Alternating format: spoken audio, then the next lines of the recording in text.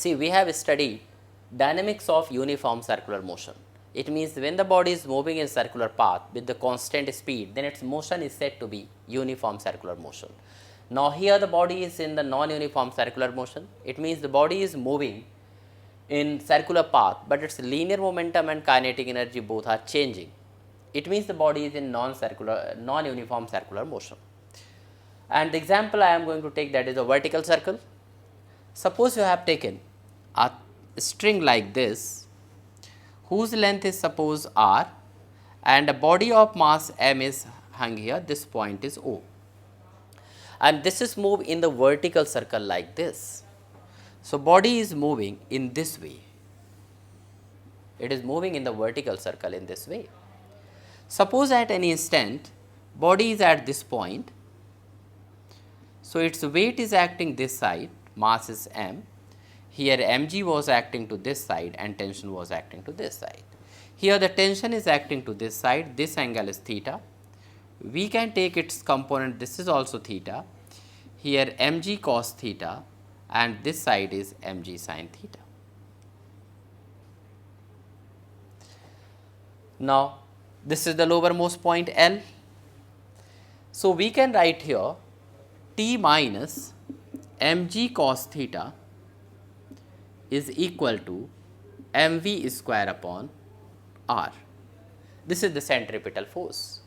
So, we can write T is equal to mv square upon r plus mg cos theta. Now, see, when the body is suppose at this point, this is the highest point, this is h, then we can write here first thing is here the theta is equal to suppose 180 degree. So, cos 180 is equal to minus 1 and this is called minimum tension is equal to mv square upon r minus mg. See here, this highest point, this minimum tension should be greater than or equal to 0. It should not be less than 0. If it is less than 0, string will get slackened and the body may fall down. So, if you are writing here T minimum equal to Th should be greater than or equal to 0. So, it will be here mv square upon r minus mg greater than or equal to 0. So, you will be getting v square is greater than or equal to rg. So, v should be greater than or equal to under root of rg. So, velocity at the highest point should be, this is Vh, we can take the velocity at highest point and this should be under root of Rg, equal to under root of Rg or greater than this. Now, we can also calculate the velocity at lowermost point. So, see here, to calculate the velocity at lowermost point, we have to apply conservation of energy.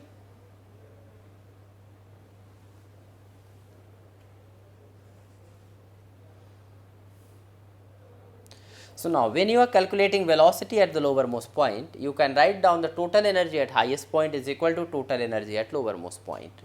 Total energy at highest point is half m Vh square plus m g into twice of r, that is the potential energy, is equal to total energy at lowest point, that is m V L square. Now, see, mm will get cancelled both the side. In place of Vhu, we can write Rg divided by 2 plus twice of Gr is equal to half Vl square. Now, we can write here 5 Gr is equal to Vl square. So, Vl is equal to under root of 5 Gr. It means at the lowermost point velocity is equal to under root of 5 Gr. So, see here at the lowermost point at highest point kinetic energy and velocity is different. So, this is an example of the non-uniform circular motion, that is actually the motion in a vertical circle. Now, for the conditions you can apply that this lowermost point this much must be the velocity, at highest point this velocity should be equal or greater than the under root of Rg. Similarly, you can get the velocity at the midpoint, you can get the tension at this point. Suppose if you want to get the tension at the lowermost point, how will you get it?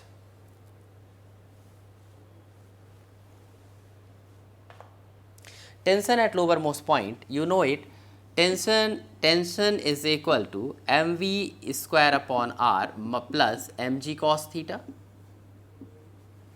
At lowermost point we can write TL is equal to mvl square upon r plus mg cos 0.